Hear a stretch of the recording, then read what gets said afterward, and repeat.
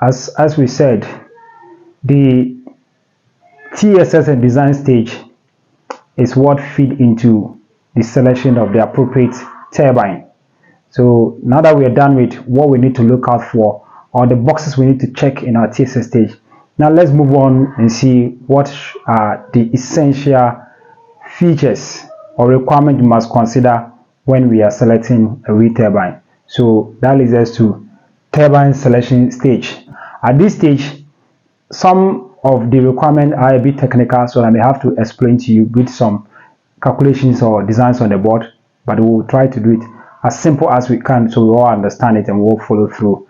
Yes, trust me, it's very simple and we all follow through. So again, do not bother if you cannot see very well what's on the board, but then I will be shown on the screen whilst we move along so you're able to follow and understand. Okay, so the first thing you need to know after getting all the TSS requirement is the TSS. Now, for instance, the first TSS data we were asked to provide was the energy requirement. So the energy requirement now, with the computation we're going to do, will determine the kilowatts rating of the turbine we need to select. So when you are buying a turbine or you're selecting, you must know the kilowatt rating you want. Okay, because the combination, the kilowatts is what will give you the kilowatt hour. Combination of that kilowatt and the wind will give you your kilowatt hour. So very important feature. So we'll find out what should be our kilowatt rating. The next important feature you need to know, number 2, is what we call the cut in and cut out speed of the wind turbine. So cut in here is the speed at which when the turbine revolves, usable energy is generated for you to use. Okay, so that is why it was important in the TSS stage. We need to know what is the average wind speed and at every month in the area. Okay, so that helps us to select a turbine that can utilize that wind speed we find there. Very important. So when you're buying, when you know your wind speed at the area, now you use that to select your cut-in and cut-out speed. So cut-in is speed at which when the turbine revolves, the alternator inside the turbine or the generator inside the turbine will be generating an energy for you to use. The cut-out is the speed at which the turbine must shut down, otherwise it will run till self-destruction. Okay, so cut-out speed is there and cut-in speed. So when you're able to know the wind data we pick at our initial TSS stage, it will help you or to inform your selection of cut-in and cut-out rating of a turbine. And different turbines have different cut-in and cut-out. Okay, the higher the turbine gets, the higher these ratings are. Okay, so very important. Now the other thing you need to know is your turbine efficiency. Okay, so you need to also compare your turbine efficiency.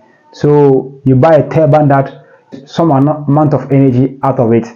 But let me be quick to add that you won't get a turbine that is 100% efficiency. Okay, so no turbine will give you 100%. So you do not expect to see 100% efficiency. There are some theories that have been propounded that allude to this fact. So like the Betz constant or Betz limit constant, which says that a turbine cannot generate more than 59%. Okay, or efficiency of a turbine cannot be more, wind turbine for that matter. Let me contextualize. Wind turbine cannot be more than 59%. I mean, his explanation is simple. It is so. So you do not expect to get a wind turbine having 100% efficiency. So let's understand this. So there's a law, Betz constant, which says that the efficiency of a wind turbine cannot be more than 59%. So this law is used in the calculation of the energy generated or in the power generation for a wind turbine as well. So let me explain to you so that when we start using that, you understand that. So it's called Betz constant. Betz limit or constant, which is say 59%. What Betz is saying is that if you have a wind turbine here, let's say a 3-blade wind turbine, and you have a wind 1, 2, 3, 4, 5. So these are wind pressure moving. So let's say this is the 100% flowing. what Bess is saying is that this can utilize only 59%, about 60%. That's the best wind turbine can utilize only about 59%. About 40% will go away. So about 40%. So let's say 40% will go away. Yeah. So 41, yeah. So about 41% will pass through and will be lost. Okay. If we want to have a wind turbine to be 100%, it means that all this energy here should be 0. So no wind should penetrate through, all the wind should be utilized by the wind turbine, and that is practically not possible. That is practically not possible. So obviously some of the wind will deflect and go. So what it is that we'll have 41% of the wind going. So you see this factor consecutively being used in the calculation of the wind energy. That's the meaning of this factor. Okay, so this simply means mechanical power should be equal to the amount of kinetic energy that is entering here, Ke in, minus this. So the efficiency of this is equal to this minus this. So the mechanical power that we are going to generate here should be equal to the kinetic energy that is entering, this kinetic energy from the wind, less this kinetic energy that's going. So that is minus the kinetic energy out. That gives us the mechanical power. To break down, to make it more, so mechanical power is equal to kinetic energy half mass times velocity square, half mass times v square in minus another half mass times velocity square out. So this is why you shouldn't expect. So this is the actual energy you're going to have. For you to have 100%, I mean this must be 0. If this is 0, then here will be this will be equal to this. So this will be equal to this. Then we can have 100% energy. Okay. So it is not possible. So do not expect when you are selecting a wind turbine to get a wind turbine that gives you 100% of the energy. Okay. So let's continue. So you need to you check for different wind turbines have different efficiencies. So you need to know once you are selecting, you look for the efficiency as well. The other thing you need to look for is what we call power performance curve. You need to request for a power performance curve from whoever you are buying the wind turbine from. What is a power performance curve or power? Yes, it's like this very simple curve. It gives you the amount of power that your wind turbine will generate relative to amount of speed the wind turbine is moving. So your speed available against the power you're going. So a typical power performance curve, it looks like a bear curve. It's like this. So it's a two-dimension table. So like this. So this is your wind speed in meter per second. Then your power here, kilowatt. So typically what you found on the power performance curve is, you see it's written 0. So that's 0 meter per second as at no speed. Then you see something like 1, 1.5, 2, 2.5, 3, 3.5, let's say 4, 4.5. For simplicity, that's what I'm doing in 0.5 intervals. I mean, it's possible to have 1, 1.1, 1.2, 1.3, but just to make it simple, that's why I'm using these two for this illustration. So then you see it will be written here at 0 meter per second speed, the amount of energy the power your wind turbine will generate is 0. All right. At 1 meter per second, your wind turbine will generate 0. It means you haven't gotten to your cuts in speed. At 1.5 meter per second, probably your wind turbine will now start generating 0.5. At 2 meter per second, your wind turbine may generate something like 3 kilowatts. At 2.5 meter per second, your wind turbine will generate 3.5. At 3 kilowatts meter per second, your wind generator now generates maybe 1.5.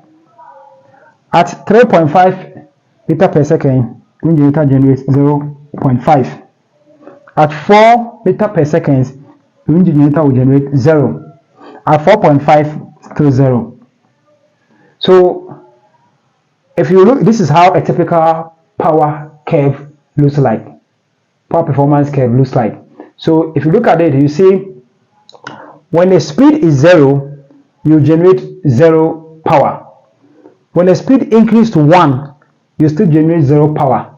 This will be determined by the rating of the cutting speed given. That is why it's important you have to request for this data. So it helps you determine what is the cutting speed for your wind. So sorry, let me stand this place so it makes it easy so you can understand, you can see clearly. So at 0 meter per second, we generate 0. At 1 meter per second, we still didn't generate any power, 0. The turbine will be revolving all right. This amount of wind speed may be enough to be turning the turbine, but it may not be enough to generate as power. That's why you see 0 there. So that's why it's important during your TSS stage, you find the average wind speed month on month, so we're able to determine what is good. So you have a very good wind speed of the area, we can recommend a very good high power wind turbine. For if you have a low wind speed area, we will determine. So that determines what you select. At 1.5 meter per second, that is where your wind turbine generates 500 watts or 0.5 kilowatts. At 2, your wind turbine now generates 3 kilowatts energy for you or power for you. At 2.5, as the speed increases, as the velocity increases, the energy power generation increases to 3.5. Now at 3, you realize the energy. So this is how the pattern, the graph will look like. This way. So it started peaking. So when you get to the top, when you get to the peak, at 3.5, your wind, your generation power now dropped to 1.5. It doesn't continue, even though you are getting more speed.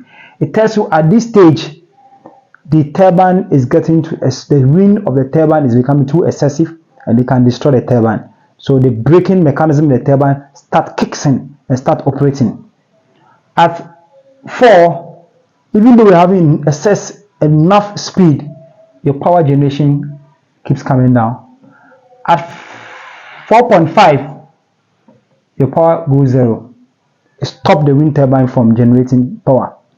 Otherwise, the wind turbine. So this is a typical power curve that you need to request from your supplier or manufacturer, so you're able to select a very good wind turbine to suit the area where you find yourself.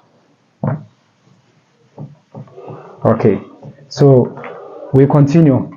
After asking for a power performance curve, one of the important things you need to also ask is your speed to noise ratio. Very important, because you may end up having problem with your neighbors if your wind turbine is making excessive noise. Okay, so you need to ask them what is their speed ratio. This feed into which brand, which supplier, which manufacturer, which rating of turbine you want to select or wind generator you want to buy. Okay, from experience, what I usually add to this is you ask the experts.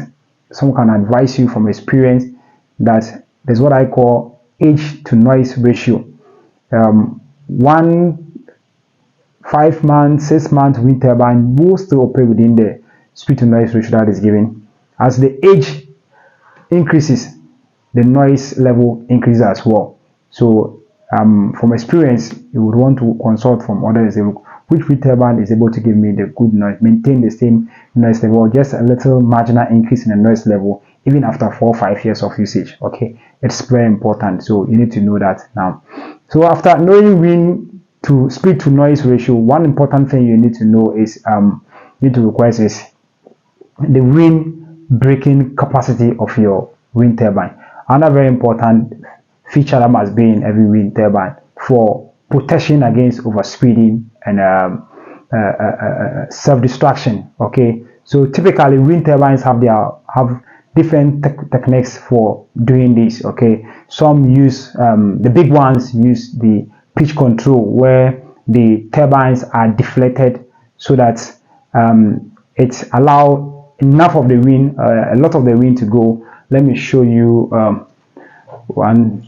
Let me fetch so I can demonstrate to you. So this is one of the blades of the turbine. So this part is where it's pivoted or connected to the rotor. So this is the part that sweeps across. So in the pitch control, what the yaw does is that it turns the turbine. So the turbine now will turn this way. So it allows the wind to pass over it.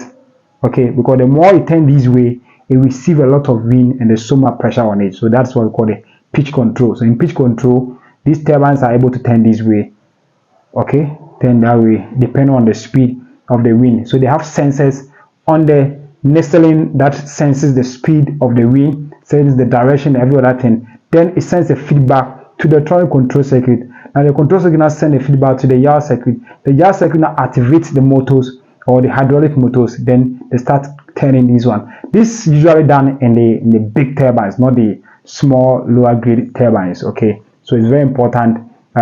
You find the speed control mechanism if you're using the big one. If you're not using the big one, using this small one. This small also have a way of having their own speed control. So I mean, it's some of the control. It's good when you're buying the controller, you find out. So some controllers have a design in which it adjusts the load on the output of the winding. I mean, when the speed is become excessive, it increases the load. When you increase the load, then it means you need more torque. Okay, increase the magnetic force, then it start breaking the rotor in the middle. Another way is, look, when you short circuit the windings, the stator windings of any rotating traction device, the rotor now becomes stiff. Okay, it wouldn't go. So I use that same principle to control the speed of the turbine. So that is one way that it does to control turbine. So we have the short circuiting principle, we have the load balancing principle in the small grade wind turbines to control the wind overspeeding. Then in the bigger wind turbines, we use the pitching techniques to do that. And sometimes, I mean, yawing and the nacelle are adjusted to make sure it deflects against the wind. That is not purposely for wind protection, though it's for efficient utilization. But in some instances, it does that in addition to make sure you protect against overspeeding. And in some of the big, I mean, most of them, you have hydraulic braking. Okay, so it's able to use hydraulic braking to break it against self-destruction. So it's very important when you are buying. We have to ask: does our wind turbine has a brake? What's the braking technique that is used in our wind generator? It's very important. If that is not there, I'm afraid you do not have to purchase that wind turbine. Okay. The next important thing you need to know is load damping. Load damping feature is also very important, or you should have the load damping capability to go to damp excessive load. So when for some reason we are generating more than we require, the system must be able to damp or bypass or divert the excessive load elsewhere, so we don't destroy what is there. So we need to find out from which technology, which technique is the controller and the wind turbine using to achieve that purpose. That's very, very important. You need to ask for that. Another thing you need to know, number 9, is product quality. So we have a lot of wind turbines in the market. So for you to go for one, you need to make sure you get value for money. You get a quality product so that it lasts for you and give you what you want. So that all the test report parameters that are stated on it, you get exactly what have been stated. So it's very important we look out for a good product. And the way to do this is usually by experience, by consulting the expert, getting an expert advice, getting people who have been in the industry for long, or track records are also very important. Or alternative is use the warranty. A good product will give you a very long warranty, okay, because they trust in their product. And also one important thing is about spare availability. You do not go for a company that exists today, tomorrow is not there, that you find yourself in a big mess. So when you're going for product, go for product that has name, that has lived, company that are solvent, that you can go back to them in future and say, I need this spare, I need this part, this is my problem, how can you help me? So very important. Another thing you need to know when you're buying a wind turbine, selecting is test and certification. Very important. So, and a safety report. So every wind turbine must go to a series of tests, okay? It must be done at the factory of production and it must be certified. Very important, okay? So the expert will have to certify. So if it doesn't have this certification, then it's risky venturing into that wind turbine, okay? Very important. Some of the certification you must meet is the IEC 61400-1, IEC 61400-2, IEC 61400-3, and IEC 61400-22. This IEC regulations talks about the safety requirements and what wind turbine must meet. So every wind turbine that you want to use must at least meet this requirement, or must, if it's from the American and Canadian parties, must meet the American Weather Energy Association's certification. If you have the American Weather Energy Association certification, at least it gives you some guarantee that you are going for a good product. So you make sure you get certification. It's very important. The other thing you must look for is after sales support. Also very important, okay? So if the company is willing to give you after sales support, that is good. Then I'll advise you to go in for, okay? That when then probably the last important feature also that you need to know is your maintenance schedule. So the company must give you at least a schedule that helps you to teach you and say, look, you must do maintenance at this part, this place, within this interval. So there should be a schedule that is given to you and you follow that schedule and you are able to do a very good maintenance so that your product will last long for you. So you realize all the features we are listing in the selection stage were took their input from the TSS and the design stage. So if you don't do a good TSS and design stage, you will just go for any windmill and you won't have value for money. So it's important to do a TSS so that informs you in the selection of the appropriate windmill you have to do. So this brings us to the end of the class session.